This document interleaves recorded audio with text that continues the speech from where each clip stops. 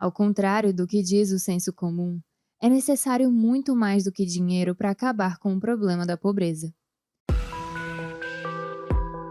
Este é o Visão Libertária, sua fonte de informações descentralizadas e distribuídas.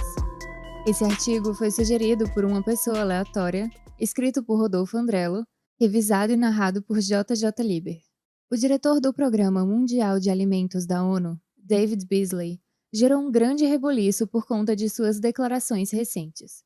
Segundo Beasley, uma doação de 6 bilhões de dólares da parte dos indivíduos super ricos poderia ajudar a resolver a fome no mundo.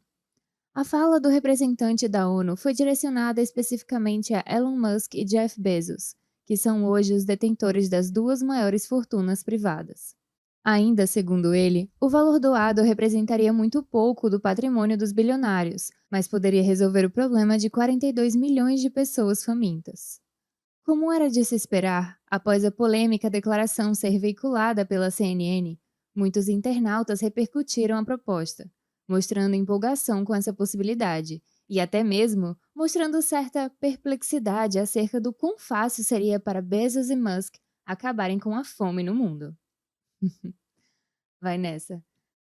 Naturalmente, uma vez que a ONU afirmou que o problema da fome seria facilmente resolvido com uma singela colaboração dos multibilionários, muitos mostraram sua indignação contra a ganância dos mais ricos e a sua insensibilidade para com as necessidades dos famintos.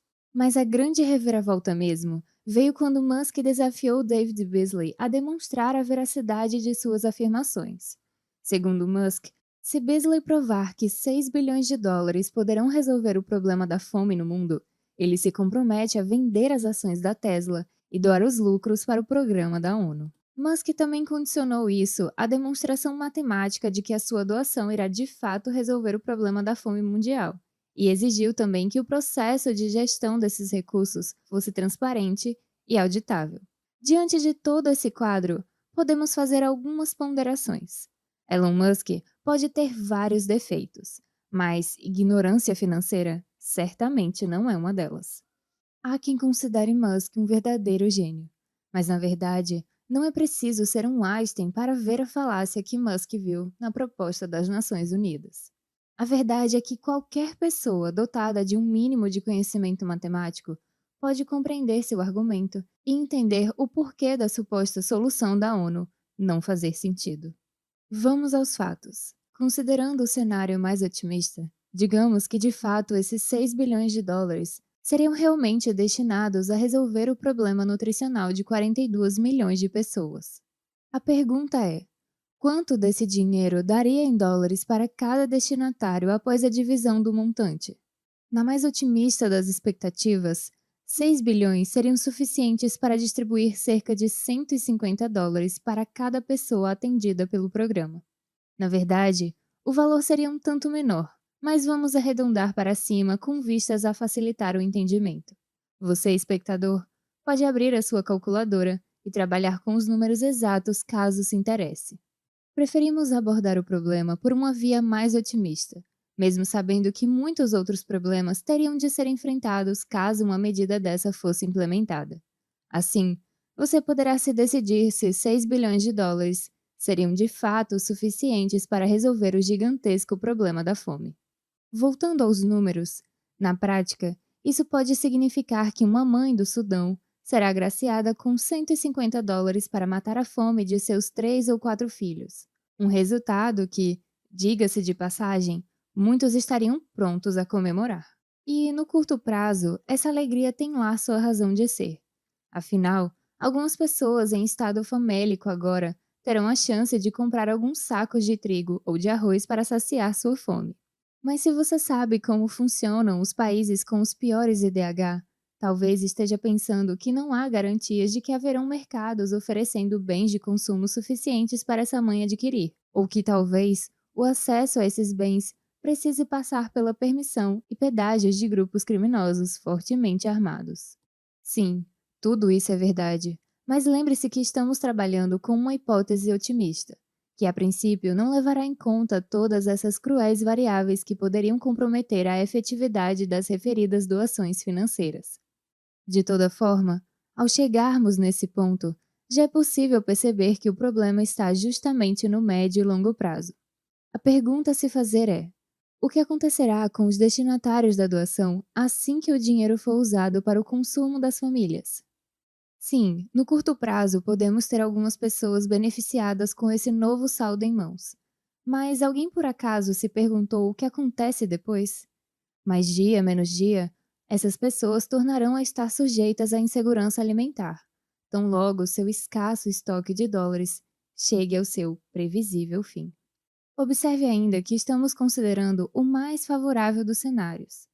Aqui não chegamos sequer a debater os custos de levar as doações aos 42 milhões de famintos, os quais, em sua maioria, provavelmente sequer possuem conta bancária.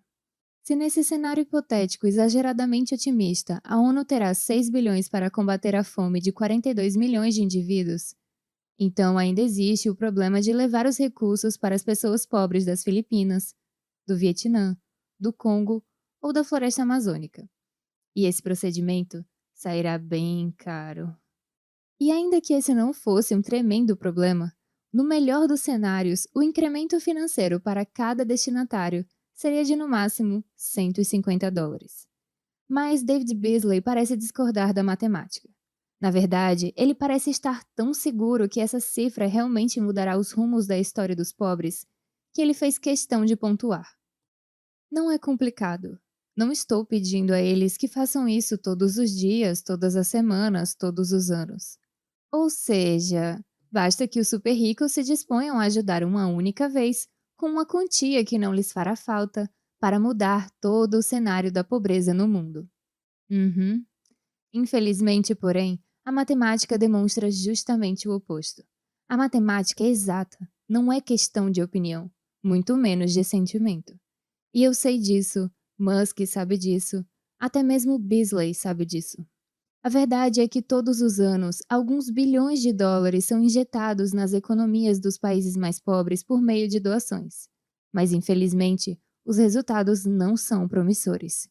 Simplesmente parece que quanto mais se doa, mais se precisa doar. Um bom exemplo disso são as próprias doações de Bill Gates, tendo o continente americano como seu principal beneficiário. Até 2016, a Fundação Gates já havia investido cerca de 9 bilhões de dólares na forma de ajuda humanitária no continente africano. E no mesmo ano de 2016, foram anunciados mais 5 bilhões de dólares a serem investidos nos anos seguintes. Veja que só esse montante investido por Gates já supera os 6 bilhões que a ONU requer de Musk para combater a pobreza. Mas se o problema pudesse ser resolvido com dinheiro, ele já teria sido resolvido há muito tempo. A verdade é que absolutamente nenhum país consegue superar os problemas da pobreza crônica, simplesmente através de doações ou transferência de renda. Para superar a pobreza, não basta que uma família receba $150 para consumir de uma única vez. Embora alguns temem admitir, a verdadeira solução passa primeiramente por abandonar a postura redistributiva e, consequentemente, também deixar de ver os pobres como meros destinatários da nossa condescendência, e sim como potenciais geradores de riqueza. Na verdade, por debaixo da virtude exibida pelos que clamam pela redistribuição das riquezas, existe quase sempre um indivíduo cheio de preconceitos que é incapaz de ver os africanos e outros povos do terceiro mundo andando com suas próprias pernas. Para além da questão moral propriamente dita, a constatação inexorável é essa. Apenas gerando riqueza é que os indivíduos poderão escapar da espiral da miséria, pois aí eles poderão demandar bens e serviços conforme o valor que é gerado pelo seu próprio trabalho. Sem trabalho e sem gerar valor, tais pessoas só podem almejar algumas migalhas que de vez em quando ditadores e senhores de guerra locais permitem chegar às suas mesas. Aliás, certamente foi pensando nesses ditadores que Musk escreveu exigindo que a distribuição do dinheiro fosse transparente e auditável, pois, como ele bem sabe, o negócio das doações internacionais é uma das principais fontes de financiamento de milícias e grupos extremistas no terceiro mundo. Assim sendo, provavelmente a ONU será incapaz de atender os justos requisitos que habilitariam a organização a receber as doações de Elon Musk. E para além disso, mesmo que eventualmente Musk realmente decida fazer uma venda de ações e doar 6 bilhões de dólares para a caridade, no final, o impacto dessa medida será praticamente zero, por todos os motivos já expostos. Sim, esse diagnóstico é perturbador. Todavia, de nada adiantaria maquiar a realidade. Goste você ou não será possível resolver o problema da fome no mundo apenas repetindo as mesmas estratégias que foram tentadas à exaustão no último meio século. Isso seria basicamente fazer a mesma coisa repetidas vezes, esperando resultados diferentes, dando murros em pontas de facas. Como dissemos, essas constatações estão ao alcance de qualquer pessoa minimamente versada em matemática. Portanto, se você tiver a oportunidade de discutir questões como essas, te convidamos a apresentar esse vídeo ao seu interlocutor. E com um pouco de sorte, caso ele consiga somar 2 mais 2, talvez ele também possa abandonar essas convicções infantis e começar a pensar em soluções capazes de trazer realmente resultados concretos para o perturbador problema da fome no mundo. Obrigada por sua audiência. Se você gostou desse vídeo, clique no ícone de curtir abaixo e compartilhe em suas redes sociais. Para ser notificado de outros vídeos, inscreva-se no canal e depois clique no ícone de campainha. Escreva artigos você também, acesse o nosso site visãolibertaria.com. Até a próxima!